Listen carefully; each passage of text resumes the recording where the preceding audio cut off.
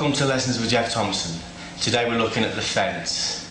Before we start working on the fence, I think it's important that we look at the logistics. I'm always working on the premise that you try to avoid situations, you try to escape situations, you use verbal dissuasion, you try and loophole or you posture, you try and do anything you can to avoid a physical confrontation.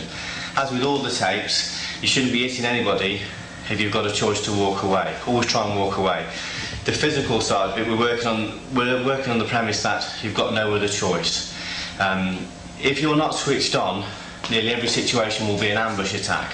That is, you'll get punched in the head before you even know anything's going on. Or you've got the other side of it, which is the match fighting, where two people go on the common and have a square go. This is the third arena, which is the 3-second fighter. In the 3-second fighter, all situations come through dialogue. If they come through dialogue, you've got someone probably standing 18 inches away from you. This is the kind of thing you get outside the chip shop, or outside the club, or by the bar, or at the restaurant, or wherever, in the park with your kids, where you get someone coming up with dialogue and attacking you from there. The match fighting is dead.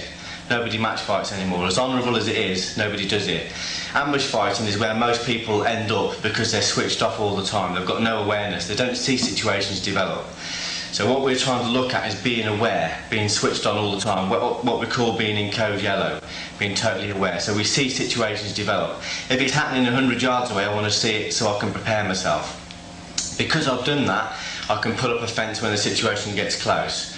So most attackers today will work through dialogue. They'll use deception as a leading technique, not a jab or a lead leg roundhouse. They'll use dialogue, and it will be deceptive dialogue.